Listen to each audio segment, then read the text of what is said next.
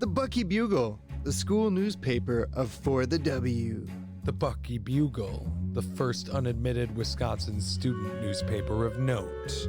Well, one day, we decided it was time to get deep undercover for some Wisconsin college sleuthin' and truthin'. Wait, are those Brad Davidson's footprints on that pair of testicles?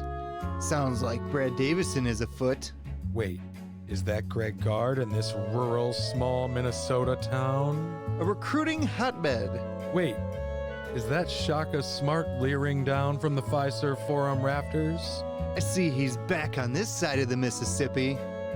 College basketball coverage on For the W, a Wisconsin sports podcast brought to you by the Bucky Bugle. This dame came into my office, see? She was sleuthin' and truthin'. Nick, These the days- Badgers, currently in a hotly contested game in East Lansing against the Michigan State Spartans, who beat them a couple weeks ago, are a good team, Nick. But They're good. they also have some deficiencies that make themselves known when we play against elite competition. And then also this week, for the first time, I think all season, and that maybe we've seen, they made themselves known against not elite competition against Penn State at home, but we ended up squeaking by with the W anyway. So I hate to do this, John, but I'm going to just run for a second. You run us down on this stuff. I will be right back. Okay. Because right now we're down 4 to Michigan State. We'll talk about Penn State, but I'll be right back. Okay, goodbye. So, the Badgers, over the last week, since our last podcast, we talked a lot about Cockburn going into this upcoming matchup that we had on Wednesday last week against Illinois, but it did not go well. The Illini, my wife's alma mater, and therefore an auxiliary favorite team for me, kind of wiped the floor with the Badgers, jumped all over us right from the get-go. Johnny Davis shot 5 for 19 for 22 points. He did have 15 rebounds and 2 assists, but 5 for 19, 26% from the field. If you're only making a basket every fourth time down, it might be a good time to stop shooting. That would be just a small piece of advice. Also joining him in the less than 27% from the field club in that game was Brad Davison, 3 for 12, 0 for 6 from 3. And that was probably his worst performance of the season. Only 7 points, 6 rebounds, and 3 fouls. Tyler Wall had another double-digit performance. Exciting stuff, as always, to see him doing well. 14 points, 7 for 11 from the field. He should have gotten very many more touches because he shot 63% from the field. And then Chucky Hepburn did go 1 for 4 from 3, 3 for 9 from the field for 33%. Not terrible, but for a guy that plays as good a defense as he does, you'll take it. And then Steven Krall was just atrocious in this one, just completely cockburned, no ointment. And he went for 6 points, 3 for 8 shooting, 0 for 4 from downtown.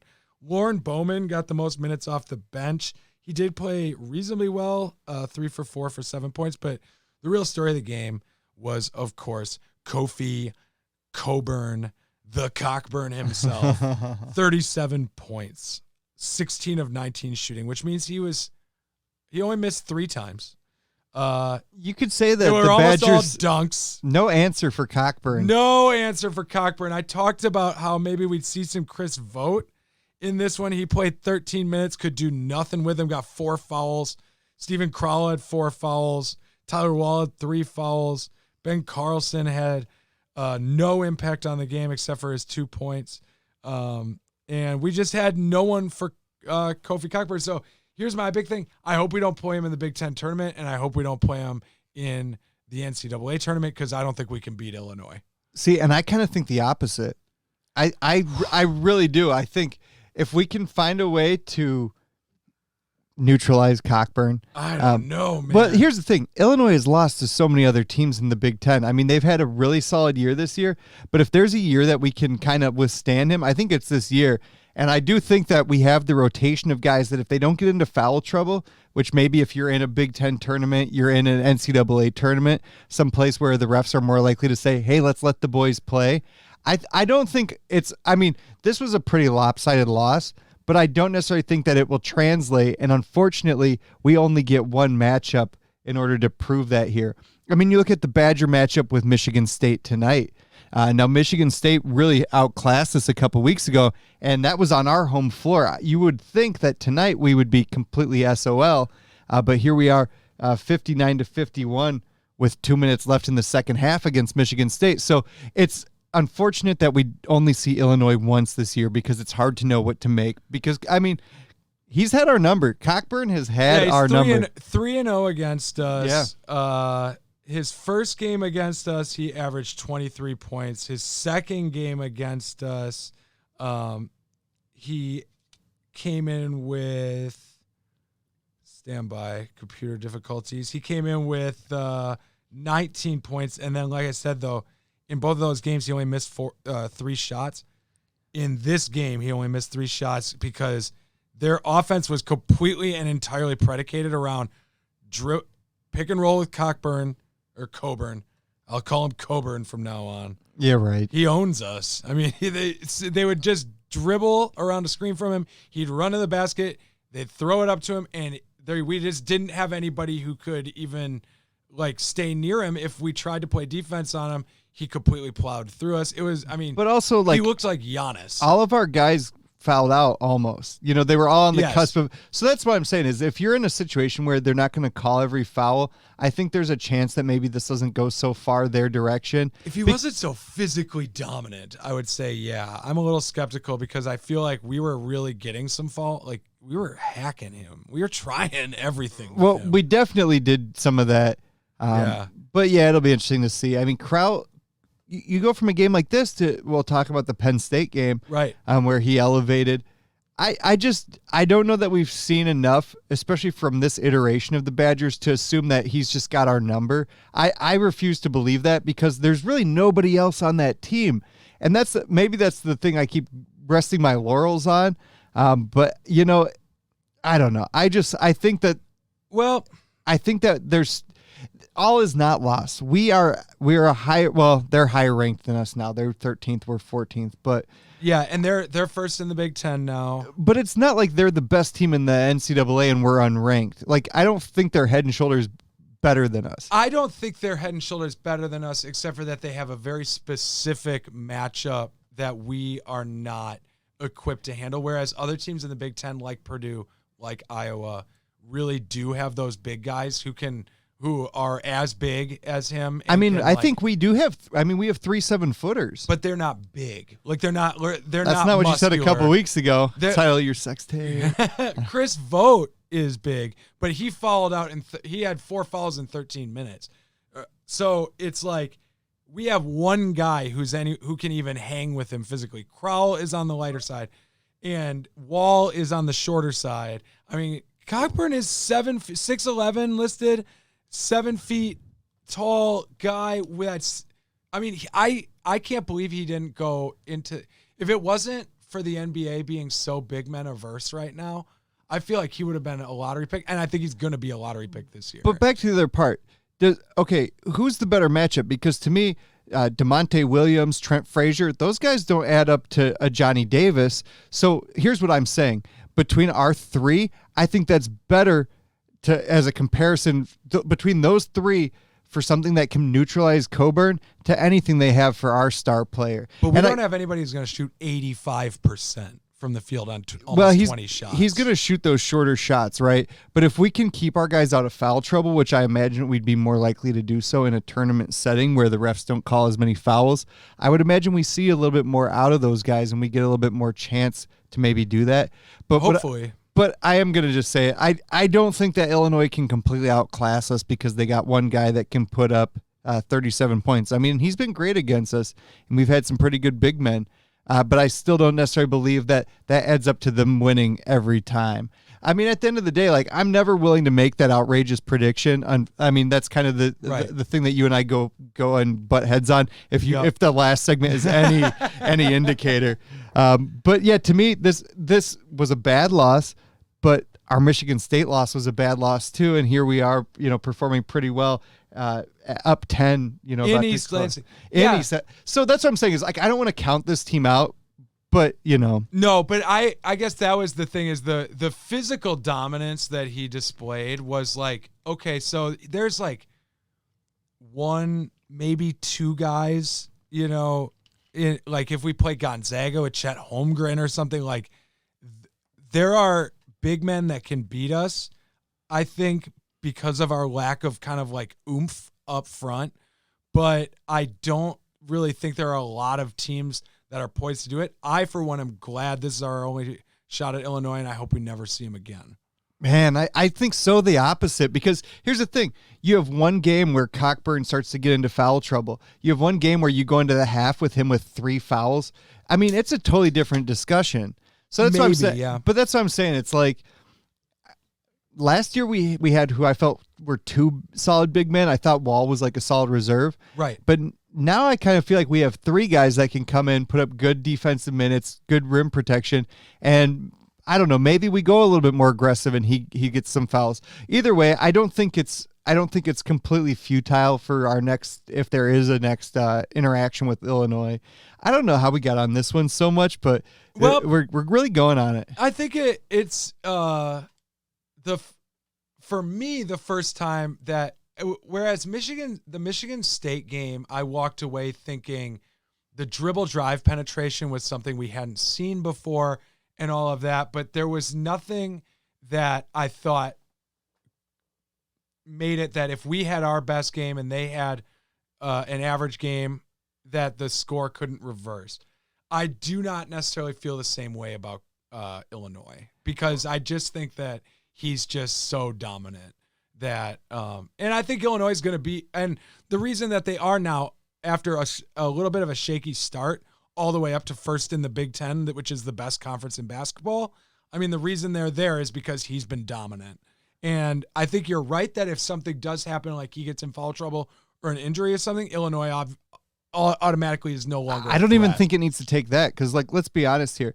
The Badgers, all things being equal, right? If the Badgers didn't shoot so terribly as they did in this game, I might have a different opinion. But he's a big part of that too. But look at our 3-point shot. 3 of 24, 12%. Like, let's be honest. If we shoot even what our average is, like, let's say we make 4 more of those, that's almost the difference in this game completely. And we're not even over 30% yet. So I think if the Badgers have a normal night, I don't think this is an unbeatable team. I mean, and certainly it affects some of that percentage when we're looking at the paint points. But if we have a better shot night from outside the arc, that's why I don't think that we're necessarily. That's what we'd need. And that's also why I alluded to Johnny Davis. If Davis is on, if we're having that game that we usually do. So that's what I'm saying. I guess I'm not saying that he didn't outclass us, because 37 points in college basketball, almost half of his entire team's point total, that's pretty damn good. On 85% shooting. Yeah. I mean, and also that's like the Shaq factor, right? You're always going to have a better shooting percentage because you're shooting closer, especially when you're a physical freak. Absolutely. But I do think that, I mean, we make 4 or 5 more 3-pointers. I think it's it's pretty similar, but we also shot terrible from the 3-point arc this game too. But either way, they've got a lot of good defenders though. Illinois is the first team that I've seen that, like I said, I think that has a significant advantage over us. I really do think this Badger team matches up very well with almost anybody, because we do have the height and the length. It's the size of Mr. Cockburn that is really gonna singe those pubes, Nick, because it's just like you do all you can, but at the end of the day, there's just something. And when he flipped the switch in this one, it was just like he's just gonna dunk them all. He's just gonna dunk all of them, and it was like, what do we do with this guy? So, but then again, like I said, there's only like 2 or 3 of those guys in the whole country. So, I think that like I said, I'm very excited, and I do hope you get your wish and your dream that we play them again and beat them. I hope that I get my wish and dream that we never see them again. All right. I really don't think he's that unbeatable. I think he's maybe like the national championship. I'd be excited. I don't know. I really do think one great player, admittedly. Yeah. Surrounded by just the guys. That's really how I see it. Good defenders, though. Good, very stout. Like, that team is very stout. They are very, you don't get an inch on them anywhere. Turtle team. Right. Total turtle team. And I love turtle teams. Well, no wonder you're so high on these guys. Oh, yeah, yeah. They would fit right into my wheelhouse of teams that I think win in college basketball. And we should also just mention the Penn State game. The Penn State game, in my opinion, that's the reason why our ranking dropped. Because honestly, you called it last week, John Stradamus. You said trap game. It's a trap. But ultimately, it comes down to this. We have a couple bad nights shooting, which Illinois was fine other than the 3-point shot, but we didn't shoot very well against Michigan, or against Penn State, rather. Stephen Crowell, nice little game there for Stephen. Kind of kept us going there at some key points, and obviously got some additional minutes because of that. But, I don't know. It's too bad. When you've got guys that aren't making shots, Davis and Davison in that Penn State game getting 4 and 9 respectively. Yep. That's not what you want. Somehow Johnny Davis still leads our team in rebounds every week. I don't understand, but he's a beast, man. Well, the scheme that we very much employ is we usually have one rim protector. It's usually Vogt or Stephen Crowell, and then we usually use Wall to box out the opponent's big man. Mm-hmm. And Johnny Davis then is able to kind of come in from the wing and grab the rebound over them. And it allows us now. The teams that have beaten us have killed us on the offensive glass, all of them. And so that is something to keep in mind. But Johnny Davis he's just huge. He's 6'5", big wingspan, and he is also stout. So he's got the want, he's got the fire in his belly. And looking at the matchup with Penn State here tonight, or Michigan State, I don't know why. We've got more offensive boards. The game's over at this point, 9 to 8 on the boards there for us. But kind of transposing this onto that Illinois game, we shot 33.3% from the 3-point line tonight, as opposed to 12.5 against Illinois. We shot 45 total field goals percentage-wise, as opposed to 38 against Illinois? I don't remember exactly. But just those couple factors there, that's why I don't think Illinois is unbeatable, we'll say. But 38.2, it looks like the field goal percentage. Either way, we have it in us to beat good teams. I'm glad we're able to pull this one out against Michigan State tonight, because I was starting to wonder, a lot of these Badger teams have been cursed with this thing where you might get one or two nice wins, like Purdue comes to mind, and they're not good otherwise. But the Purdue win still stands as very impressive. And this is a great conference. This is one of the best basketball conferences we've seen in years, especially out of the Big Ten. Yeah, I think Illinois, Purdue, Wisconsin, Michigan State, and Ohio State would be the number one team in almost every other conference. I don't think that there are any teams outside of those 5 that are significantly better than any of them. And I think that all 5 of them will be littered throughout the deep stages of the NCAA tournament, and this point will get proven out. But then again, sometimes the best conference doesn't do too well in the tournament, though I will say that I think all of these teams are really built to survive multiple different styles of play against them. All 5 are very good defensive teams, and it's just an exciting time for the Big Ten Conference. And honestly, Indiana could sneak into that that conversation rather as well. Yeah, absolutely. Record-wise, they've only got 6 losses. They're still in that conversation if they can hold out. Yep. But it's a great conference. It's a really nice conference. Even you talk about these top 5 I don't think Indiana will be as good as any of these other top 5. No, there's a pretty significant drop off there, talent-wise at least. But Wisconsin is rated, according to sportsreference.com, their simple rating system does have the Badgers at 14.4, which would be the best in the conference. So think of it as like their ranking.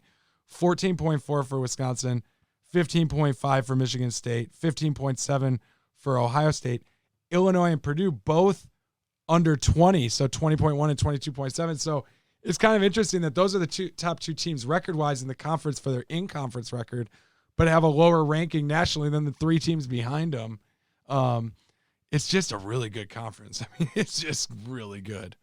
And if we weren't beating up on each other, who knows how high any of the individual teams would be, you know? Yeah. Like if it wasn't for the fact that there were 5 top 15 teams in this country, in this conference, you know, I bet the ratings would be even more, you know, even more flowers for these teams. LaFleur, the flower. The flower. And I realized I made a major mistake earlier as we came to the Kohl Center. I took the wrong route, John. We went past Highway Harry's, which we would not be doing from Green Bay.